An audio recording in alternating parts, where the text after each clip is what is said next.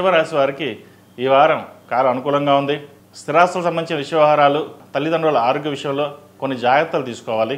మనం ఉన్న భూమిని ఎవరైనా కబ్జా చేయడం కావచ్చు, లేదా డబుల్ రిజిస్ట్రేషన్ అవ్వడం కానీ ఇటువంటి జరిగే అవకాశాలు ఉంది. వాటి విషయంలో జాగ్రత్తలు తీసుకోండి. అదేవిధంగా వివాహ సంబంధించిన వ్యవహారాలు కూడా సానుకూలపడతాయి. మంచి సంబంధం కుదురుతుంది. జాతక పరిశీలన చేసుకుని ముందుకు వెళ్ళడం చెప్పదగినది. అదేవిధంగా ఒక స్థలాన్ని కొనుగోలు చేయాలని యోచిస్తారు, అది ఈ వారం నెరవేరుతుంది. ఉద్యోగంలో కొన్ని మార్పులు చోటు చేసుకునే అవకాశం కూడా లేకపోలేదు. వాటి విషయంలో జాగ్రత్త తీసుకోండి. వ్యాపార పరంగా మటుకు ఈ వారం ఈ రాశి వారికి బాగుందని చెప్పాలి. ఖర్చు అలాగే ఉన్నా కానీ అభివృద్ధి బాగుంటుంది. ఒక రూపాయి వస్తే రూపాయి ఖర్చు పెట్టడానికి మనం ఆలోచిస్తాం. కాబట్టి రూపాయి వస్తుంది కాబట్టి రూపాయి ఖర్చు అవుతుంది.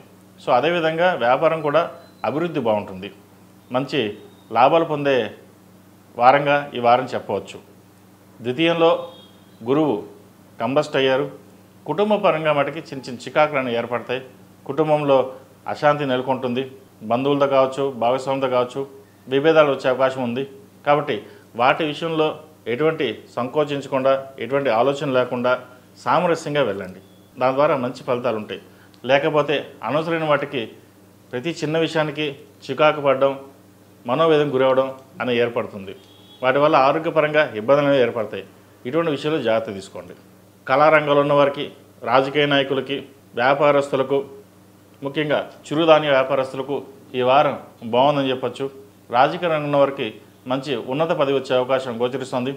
ప్రభుత్వ సంస్థల్లో పనిచేస్తున్న ఉద్యోగస్తులకు ప్రమోషన్ కావచ్చు, ట్రాన్స్ఫర్ కావచ్చు అయ్యే అవకాశాలు గట్టిగా సూచిస్తున్నాయి. అదేవిధంగా ఈ రాశిలో జన్మించిన విద్యార్థులకు కాలం అనుకూలంగా ఉంది. పోటీ పరీక్షల్లో పాస్ అవుతారు. ప్రభుత్వ ఉద్యోగం కోసం ప్రయత్నిస్తున్న వారికి కాలం అనుకూలంగా ఉంది.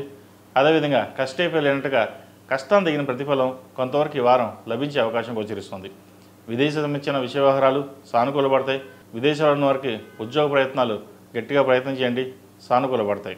ఈ రాశిలో జన్మించిన స్త్రీలకు వృత్తి వ్యాపార పరంగా సానుకూలంగా ఉన్నప్పటికీ తెలియని మనోవేదన ఏర్పడుతుంది. వీరికి జీవిత భాగస్వామితో చిన్నపాటి విభేదాలు రావచ్చు.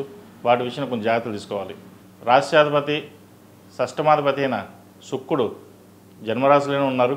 కొన్ని అనుకోని సంఘటనలు జరిగే అవకాశం కూడా లేకపోలేదు. అవుతుంది అనుకున్న పని అవ్వకపోవడం, అవదు అనుకున్న పని అవ్వడం ఇటువంటివి జరుగుతుంటాయి. ఈ రాశివారు ప్రతిరోజు ప్రతినిత్యం ఓం నమః శివాయతోటి నువ్వుల నూనె పోసి దీపారాధన చేయండి. ప్రతిరోజు ప్రతినిత్యం ఆరవల కుంకుమతోటి లేదా కుబేర కుంకుమతోటి అమ్మవారిని పూజించడం చెప్పదగిన సూచన. అలాగే దక్షిణామూర్తి స్తోత్రాన్ని పఠించండి. ద్వితీయంలో గురువు కంబస్ట్ అయ్యారు కాబట్టి కుటుంబ పరంగా ఇబ్బందులు లేకుండా ఉండడానికి ఆ దక్షిణామూర్తిని స్తోత్రం పఠించినట్లయితే కొన్ని మంచి ఫలితాలు సంప్రాప్తిస్తాయి. ఈ రాశిలో జన్మించిన వారికి కలిసి వచ్చే సంఖ్య 4, కలిసి వచ్చే రంగు లైట్ ఎల్లో. ఏదైనా పని మీద బయటకు వెళ్ళేటప్పుడు గురువారం కానీ శనివారం కానీ వెళ్ళండి, మంచి ఫలితాలు సంప్రాప్తిస్తాయి. ఈ పూజా స్టోర్.in పసుపు కుంకుమ నుంచి దేవతా విగ్రహాల దాకా అన్ని రకాల పూజలు, వ్రతాలు, వివాహం, గృహప్రవేశం, హోమాది శుభకార్యాలకు కావలసిన పూజా సామాగ్రి అంతా ఒక్క క్లిక్తో మీ ఇంటి వద్దకే. నేడే ఆర్డర్ చేయండి మీ ఈ పూజా స్టోర్.in లో. One stop for all puja needs.